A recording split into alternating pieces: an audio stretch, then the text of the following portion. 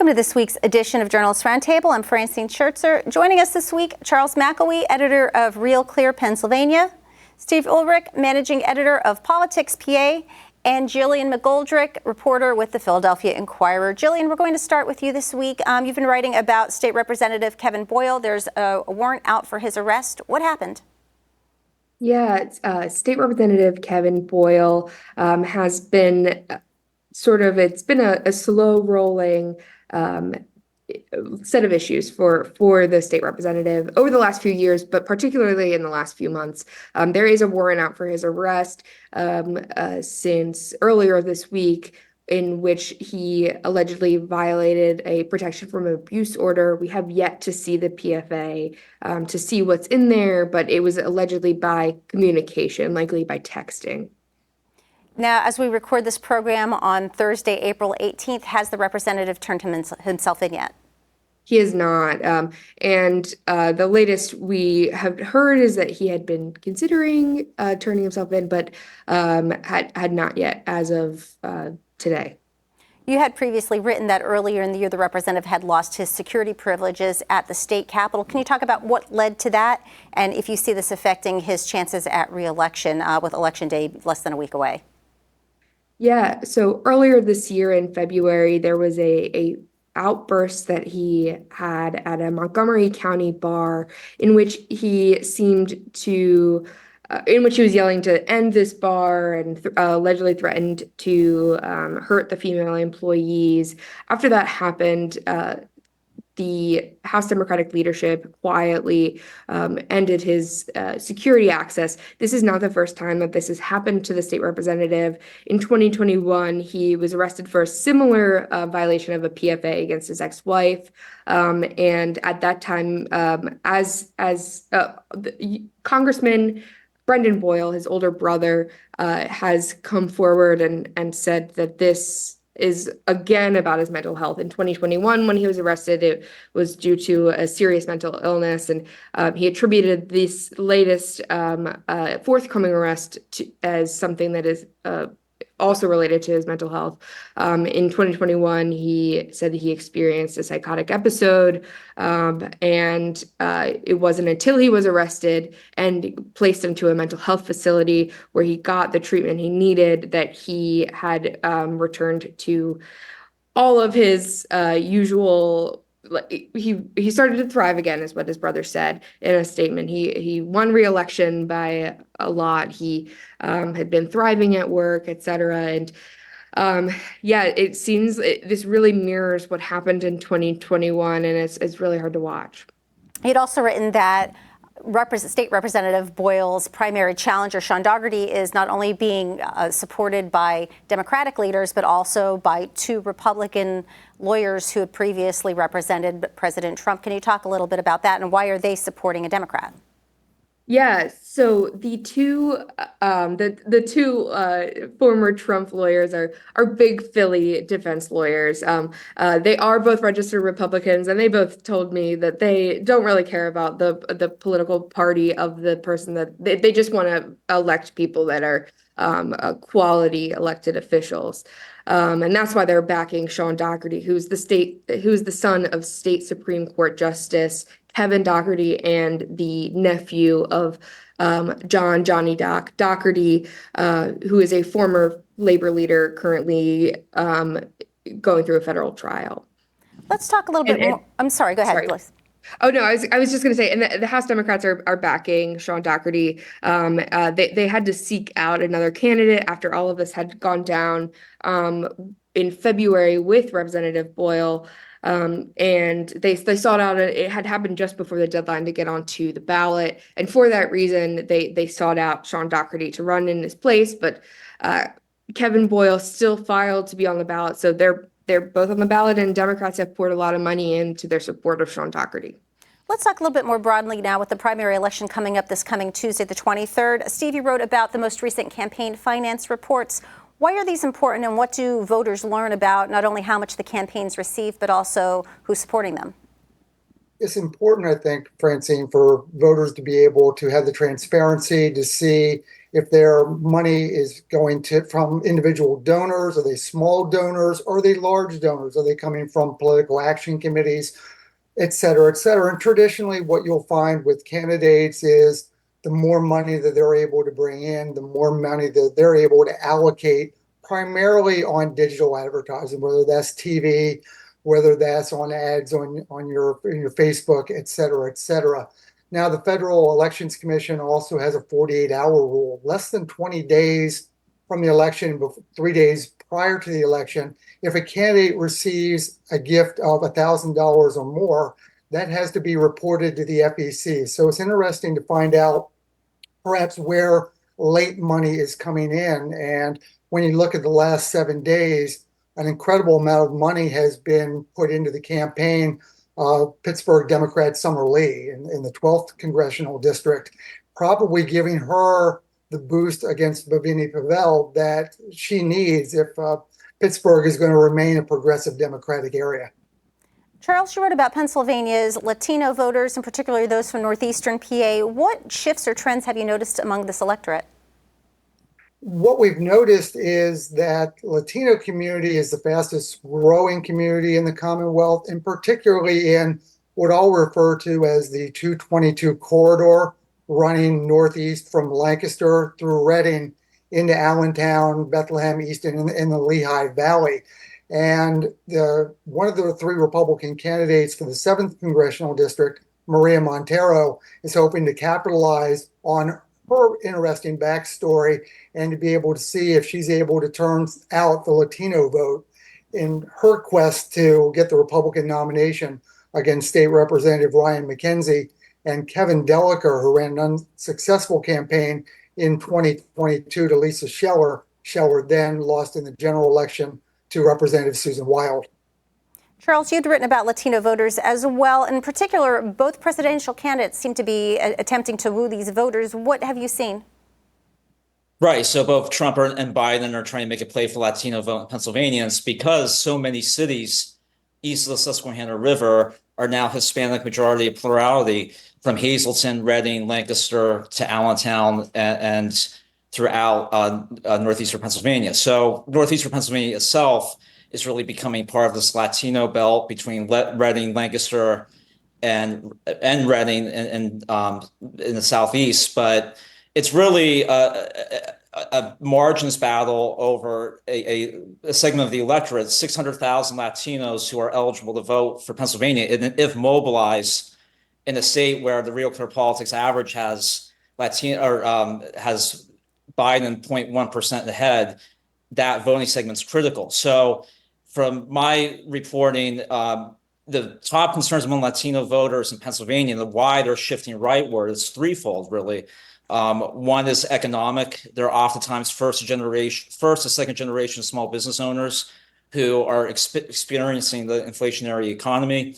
And when it comes to the border concerns, they have relatives in New York, and therefore they are hearing about the migrant crisis, and they're expressing in turn their own concerns about the border. And three, they're oftentimes socially conservative. They're meeting as non-denominational Christians in congregations throughout cities like Hazleton. So there is an opportunity for the Republican Party in Pennsylvania. Doubtless, when you talk to Latino voters in these areas, they are shifting rightward, and Trump is a mobilizing factor. Broad and Liberty had published something today noting that while Pennsylvania appears Republican, it tends to vote Democratic. How do you explain this phenomenon?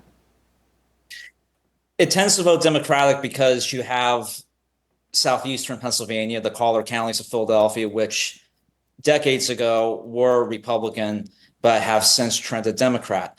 And you have areas of the state that have followed that trend. So South Central Pennsylvania, for example, you have Dauphin County, which is now reliably blue. Harrisburg's East and West Shore, increasingly Democrat.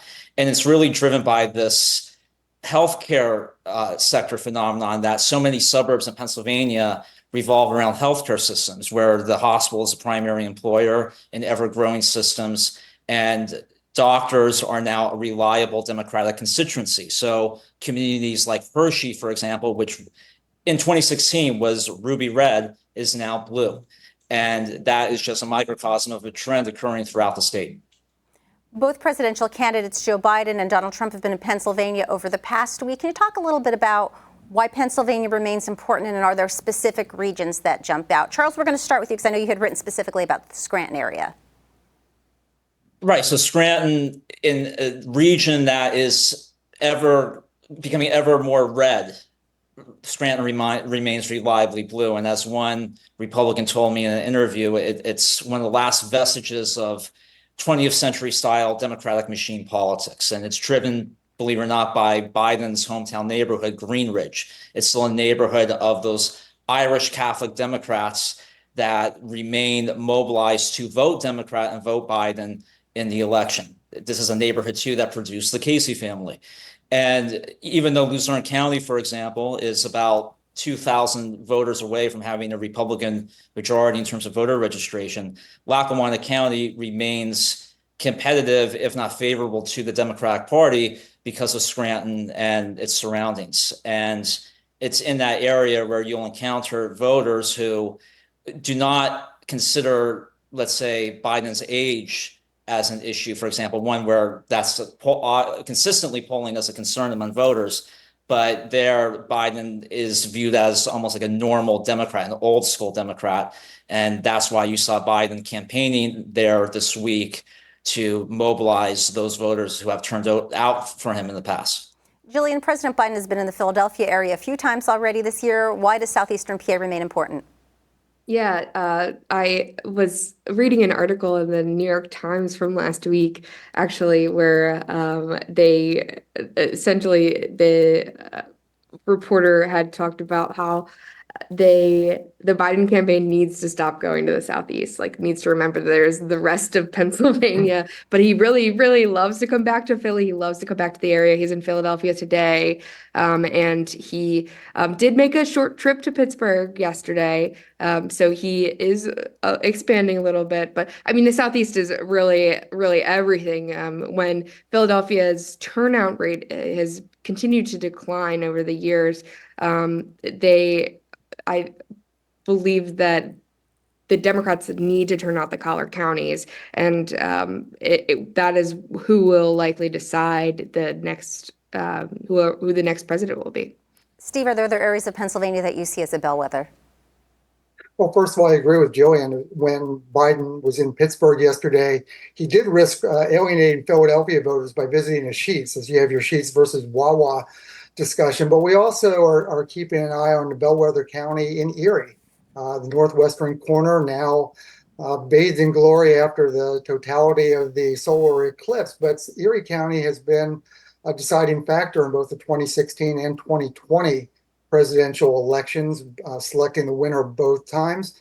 And also, to Charles' point, we're looking at Lackawanna, but also just south of there, and keeping our eyes on Luzerne County. Luzerne County made such a difference for former President Donald Trump in 2016, being able to reach out and talk to voters in that area of the Commonwealth that weren't used to getting the attention, let's say, from a traditional Democrat like Joe Biden in that respect. So that will be two counties we're looking at. Also, always keeping an eye on Bucks County as well. Let's move on and talk a little bit about the U.S. Senate race now. How are both Bob Casey and Dave McCormick being perceived, and will their affiliation with the presidential candidates impact how voters select their candidates? I found it interesting that Dave McCormick, for example, when President Trump was in Schnecksville just over the weekend, Dave McCormick was not present when Donald Trump gave him the endorsement they didn't receive in 2022. So I don't know if you can really extrapolate what that all means. McCormick's campaign was very quick to thank the former president and acknowledge the endorsement. But I'm not sure that necessarily is helping McCormick make inroads to the power of the name and the experience that Bob Casey has in the Commonwealth. The issue of residency was a concern, and it became problematic for Mehmet Oz in the U.S. Senate race 2 years ago. Do you see this similar issue plaguing Dave McCormick this year? I do. The carpetbagger routine does seem to have an attachment to those Pennsylvanians who have a great deal of pride in the Keystone State. And the way that John Fetterman was able to paint Mehmet Oz as the carpetbagger, or someone from New Jersey, I think the Casey campaign took some notes. And I don't think we can hear Bob Casey talk about Dave McCormick without mentioning the fact that he's from the state of Connecticut. And I think that's going to become just a common theme as we head into the fall. Pennsylvania's 3 row offices are up for election this year as well. Those are some of the more contested primaries that we have on the ballot this time around. Jillian, we'll start with you. I know you've been covering the Attorney General's race. You say that the Democratic primary is all about Philadelphia District Attorney Larry Krasner. Can you explain? Yeah, so there are 5 Democratic candidates that are up for seeking the Democratic nomination, and 2 Republican candidates. One Republican candidate, Representative Craig Williams, who is not the party-backed candidate. The party-backed candidate is York County District Attorney Dave Sunday, but Craig Williams has focused his entire campaign around Larry Krasner. But at every debate and every on campaign flyers, etc., there are people talking about how the Attorney General will work with Larry Krasner. Obviously, the progressive district attorney didn't necessarily get along well with now Governor Josh Shapiro while he was Attorney General. So how the candidates will work with Larry Krasner, who sort of has made himself into a lone wolf. He took himself out of the District Attorneys Association of Pennsylvania almost as soon as he was elected in 2017. So there's a couple of things that will need to be worked out, and it will definitely play out in the general election as well. For those that haven't been following along, what concerns have been tied to Larry Krasner and his ability or not to work with the Attorney General?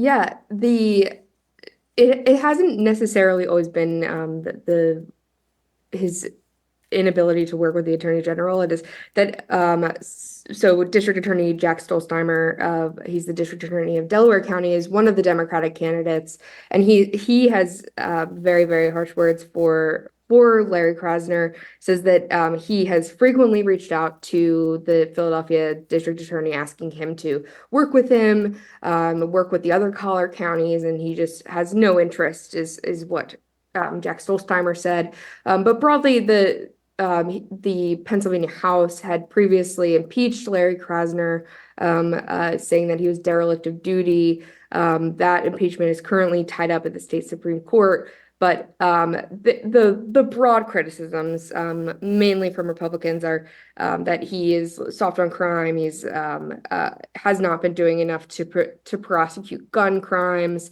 Has not been doing enough to prosecute retail crimes, and so it's something that they will continue to discuss going further. Charles, why is the role of attorney? I'm sorry. Go ahead, please, Steve. I was going to say, Jill, one of the things that I've noticed, I grew up in Huntington County, right in the center of the state. I've noticed that when Pennsylvania puts the counties underneath the candidate's name, oftentimes with 5 candidates right on the Democratic side, you have 3 from Philadelphia County, 1 from Delaware County, and 1 from Allegheny County. And oftentimes, to those who aren't paying as much close attention to the race, if you're living in the center part of the state, you may be turned off by the fact that there are 3 Philadelphians running, and may lean more toward the Western Pennsylvania candidate. So that's one thing I'm really anxious to see, even though the Philadelphia candidates are certainly beating the drum on Larry Krasner. Charles, I'd like to come back to you for a second. Former Auditor General Eugene D. Pasquale definitely has an advantage for the next week's primary. Charles, why do you think the role of Attorney General is seen as a springboard for higher office? Well, Josh Shapiro is the model. I mean, he won in 2016 in the year that Trump pulled off the ultimate upset in Pennsylvania, and has remained, as all polling indicates, a relatively popular figure in politics. So it's historically a springboard for electoral politics in Pennsylvania, including at one time Kathleen Kane before her ignominious downfall. So fast forward, yeah, I mean, this is oftentimes a springboard for elected office. And it is interesting that there is this rare bipartisan consensus among both parties this year that both Republicans and Democrats are criticizing Larry Krasner. He's an increasingly isolated figure, as all stats indicate. For example, property crime has increased by 70% in the past year in Philadelphia. And Krasner himself conceded in a recent interview that he has not talked to Josh Shapiro, even when he was Attorney General. He hasn't talked to him in years. So it's interesting to see how this race will really be one about Philadelphia rather than crime across the state. Steve, I'd like to come back to you for a moment. The Republican Party attempted to avoid a primary fight by endorsing Dave Sunday earlier in the year. How much influence does a state committee endorsement have at this point? I think in recent years, Francine, there was some more weight given to the state committee and the way and who they decided to back. But I think we're finding now as we move along in the years, you look back at 2022 when the Republican committee would not come out and endorse at the U.S. Senate race and things like that. So I'm not sure necessarily that that's going to carry a lot of weight with GOP voters in that respect. Dave Sunday can certainly claim it. He has a lot of experience in the New York County judicial system. But I think Craig Williams has been able to make some headway along during the campaign, and I think it's going to be perhaps much tighter than a lot of political pundits may think. Steve, you've also profiled the other two row offices, so I want to touch upon those briefly. First of all, Auditor General's race. Who are the Democrats challenging Tim DeFore? Ryan Bizzarro out of Erie County and Aaron McClellan out of Allegheny County are the two candidates running for the Democratic nomination. Bizzarro is much better funded at this point and seems to be the presumptive favorite going into next Tuesday over McClellan. And then when you look at the state treasurer's race, you have a pair of Democrats, Malcolm Kenyatta, state representative out of Philadelphia, and Mark Pinsley, the Lehigh County controller. Kenyatta may have more name recognition, but Pinsley has the experience actually running the finances for a large county like Lehigh. So it presents an interesting dichotomy and choice for voters around the Commonwealth. And Steve, if, one more time, if I can ask you to talk a little bit briefly about the Democrats challenging Stacey Garrity for the treasurer's office. Once again, that's Kenyatta and Pinsley. Once again, I think Malcolm Kenyatta gave drew a lot of attention on it within his name recognition when he ran for Senate back in 2022. But I think Pinsley is able to make some headway. He's not as well funded, but he's able to make some headway in terms of his experience, his business acumen, and will that be able to carry him across the finish line on Tuesday remains to be seen. And we'll touch upon briefly some of the congressional races that we have our eyes on. Charles, I'll come to you next to talk a little bit about the 10th. There are 6 Democratic candidates seeking to compete against Scott Perry. Can you talk a little bit about who you think stands out? So in the Democratic primary, I think it's down to Janelle Selson and Mike O'Brien. Janelle is a well-known former news anchor in South Central Pennsylvania with WGAL. She's facing O'Brien, who was a Top Gun pilot. This isn't a race to watch, although the composition of the present congressional district remains Republican-leaning when you factor in the parts of Cumberland that remain Republican, even though the West Shore is becoming ever more blue, and then the parts of York County that remain reliably Republican, as well as Upper Dauphin County. Janelle Selson, for viewers who may not know the South Central Pennsylvania media market, that would be akin to, let's say, Jim Gardner running for Congress when he was still an anchor with Action News. She has been a ubiquitous name for decades, and it's that name recognition that Democrats are hoping can help her pull off an upset against Perry in that district. Who do you think poses the greatest challenge against Scott Perry? Janelle Selson. Steve, you had written about the congressional, the first congressional Republican primary. Mark Houck, the Republican challenging Brian Fitzpatrick. You said that a lot of the claims that he's been making have been inaccurate. Can you talk about that? Sure. When you look back at Mark Houck, he's an anti-abortion candidate running against Brian Fitzpatrick, who's been one of the more moderate members of the Republican Party and has been able to fight off a number of contenders over the years. But when you look at some of the statements that Houck has made, he said he's been endorsed by Speaker of the House Mike Johnson, he's been endorsed by Scott Perry, Jim Jordan, Chip Roy. That turns out not to be accurate. All four of those representatives all kind of backed off the fact that they didn't really endorse him and just kind of talked to him. And Punchbowl News had audio, which they replayed, where Houck came out right and said that Perry gave him an endorsement. Mark Houck claimed he was an All-America football player, for example. Well, he did play football at the Catholic University of America, not an All-American. He had a teaching certificate for 1 year as an emergency substitute from 2003 through 2004. He said he was a high school football coach. There's no record of that. So it is drawing some scrutiny in GOP circles at this time as to what is true and what's not true about the candidacy of Mark Houck. Now, did I think he was going to be able to pull off the upset on Brian Fitzpatrick anyway? I thought it was a long shot at best, but I think this certainly makes it much more difficult. Jillian, what issues do you think will drive voters to the polls on Tuesday? That's a great question. I think abortion is top of mind for specifically Democratic voters. There are some other policy issues that voters are always following. They want somebody who's going to drive down their taxes, their property taxes. Some other issues as the legalization of recreational marijuana is another one. But those are just a handful of specifically Democratic issues that people are following. Charles, you'll get the last word. What will you look for in next week's primary results? Turnout is always key. And what is the turnout for even Biden and Trump, for example? What is the enthusiasm? That would be an important area to gauge. And really, I think it will be interesting too, just the age demographics, because this very well could be a race between Zoomers versus Boomers. And Zoomers, as all recent polling have indicated, are surprisingly becoming more conservative, while Boomers are becoming almost like Biden's base. They're in the suburbs, they're living in the homes they lived in 30 years ago, and back then they voted Republican, now they're voting Democrat. So turnout among age groups, I think, is key to following as well. Our guests have been Charles McElwee, editor of RealClear Pennsylvania, Steve Ulrich, managing editor of Politics PA, and Jillian McGoldrick, reporter with the Philadelphia Inquirer. Thank you all for joining us. Thank you. Thank you. I'm Francine Schertzer. Thank you for watching.